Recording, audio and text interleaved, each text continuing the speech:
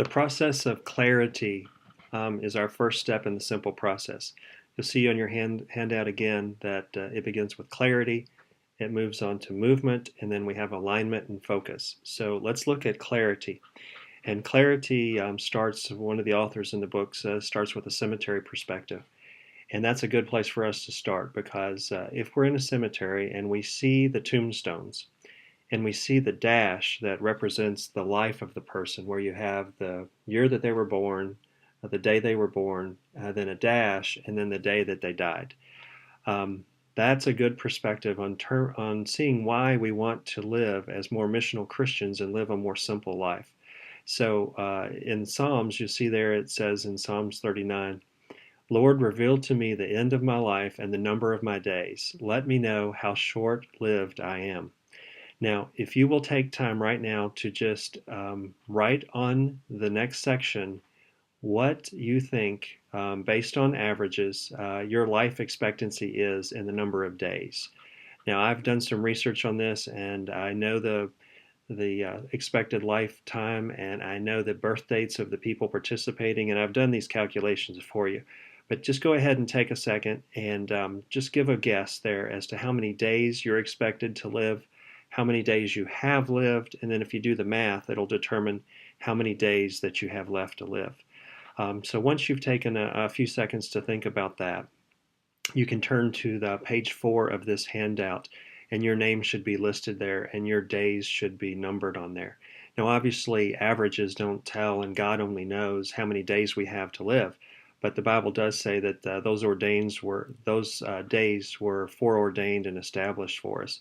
So there is a certain number of days that we have, and many of us have less days than others. And each day is valuable, and each day we want to, as we go to bed, be able to lay our head on the pillow and say, God, I've given you my best today. And that's really what Operation Edgar is all about, is helping us be able to say that. So then you'll look next down there, it says, where does God want you to go? And as we said in the introduction, that is the purpose. And so the purpose is the what we're doing. But now we're going to move on, and it says, how do you intend to get there? That's going to be a more important aspect for us, is how do we intend to get there? And what that's going to require are a couple words that are scary to a lot of us, and that is goals and purposes. Now, before you have this negative reaction to words like goals and purposes, we can make goals and purposes work for us. It doesn't have to be some kind of a unsuccessful attempt. That's something that we shot for the moon and we had no idea how we were going to do it. Simple Life and Simple Church explain a very doable way to develop goals and purposes and plans that are actually successful for each individual. So it does, the next line down does tell us that a strategy is required, a blueprint and a plan. As I mentioned in the last segment, most people don't achieve great things by accident. Usually people did not want to be a professional athlete, and just one day they happened to be a professional athlete. They had a purpose in mind, goals in mind, and plans to get there. And that was the beginning of how to do it. And I think those same principles apply. In fact, one of the great things about Operation Edgar is that as we go through these principles, everything we're going to be talking about can be related to other parts of your life. Operation Edgar is focusing on being a missional Christian, but you could use exactly the same principles to be a better teacher, to be a better husband or wife, or to be a better father or mother, or to be anything that you would want to be. I think these principles are going to apply. So it's not just about being a missional Christian. I think when we're done with this, you'll see that these actual processes are perfectly applicated, can be applicated to your life in different ways. So you see there that plans do not create energy, but they can release and channel energy. I know that planning does not produce energy, but when there is desire and there is energy there, then if we have plans and we have the ability then to release that energy and channel it to where God would want us to go. But first of all, we can't just have the desires and the energy because those alone would not do it. That needs to be released into a certain way and channeled into the activities that God would have us to do that. And then it says, God most often uses people who prepare and plan to be usable. Again, planning is not going to automatically produce the results we're looking for. But in God's sovereignty and in His power, if His people are prepared and are planning to be usable tools, that's when I believe that God does use people. If we're not planning and we're not preparing to be usable, I do not think God is going to use us. But if we do those things, that's a big part of getting the clarity process down, is to understand that. And then it moves on to your next blank. And please keep an open mind on this before you think negative thoughts about it, because I thought negative thoughts when I first heard this. But on your next line down, it says a mission statement states where you intend to go and how you intend to get there. So I have done mission statements before. I have done goals before. And I've done these types of things before, and they've never been that successful. But I've realized that the goals and the plans and those things were not the problem. The problem was that I did not go through the entire process in order to implement those properly. I didn't set those properly, and I did not go through the entire process. And that's what you're going to learn in this Operation Edgar, this aspect of the simple life and the simple processes. So let's look at what a mission statement is. A mission statement is a starting point. It's not the end, but it's a place to start. And everyone's mission point we're going to see here is going to be suited to them. So the first thing is that it must be intended to be completed. Now that sounds doesn't make sense somehow, but we have to be very intentional, and we have to intend to actually live out these purposes and accomplish these things. I personally have made goals and plans before when it was someone else's idea and it was not successful.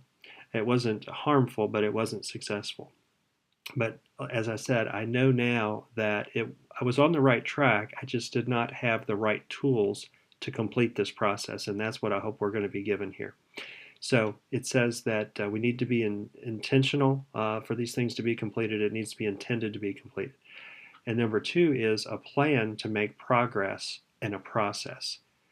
All of the desires and all of the energy without plans can be worthless. This is all a process. And if we do not have plans to accomplish what our purposes are and our goals, then we may not as well as even have those, because we're not going to make the progress that we need to make. Number three says, or I should say, number three is include accountability to God and to man. A major aspect of achieving great things and new things in terms of being a missional Christian is that we have accountability. Our accountability is first to God, and then, though, most importantly to God. But secondly, we must be accountable to someone else.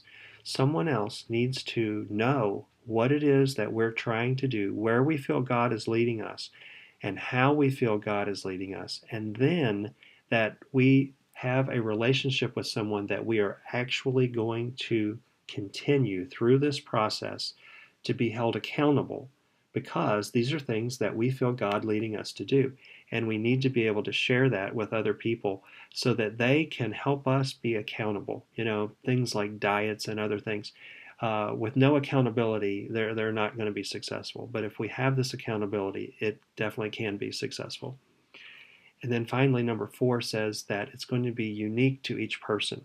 So please do not think that your mission statement has to be anything that looks like my mission statement.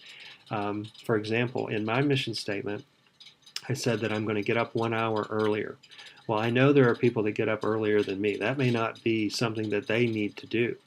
Another thing that I said is that I'm going to read and pray at least 30 minutes to 60 minutes each day. Now, for some of us, they're doing lots more than that already, and for others, we're not doing that much. So if we're not doing those things, then perhaps part of your mission statement would be that I'm going to read the Bible for 5 minutes every morning, and then I'm going to pray for 5 minutes, and then that can grow and change. I definitely know that some of my mission statement has changed, and most of it has all changed to be less, to be more simple and less complicated, and not to over promise and over plan my activities that are just going to be unattainable. So the next line says that priorities must be identified. This is very difficult because it's very hard to say that something's more important than something else in our lives. We don't want to go there. Most people will never take the time to determine what their real priorities in life are. They will just kind of let each day come as it comes, and in a very soft way, their life is going to be steered by priorities. With Operation Edgar, we're going to attempt to be much more intentional and much more on target in terms of what our priorities are. So we're going to have to look at those, and we're going to have to record those. And then the next line says specific goals must be identified, measurable, and written down. And again, goals are just simple steps that are on the path to achieving the purposes that God would have us set.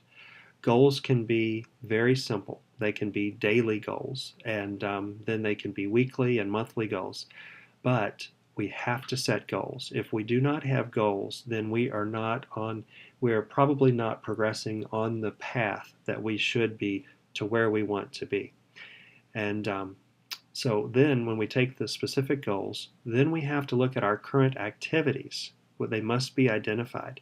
So Operation Edgar is going to involve documenting what our activities are, so that over several days in a week, we are going to take the time and effort required to document our activities.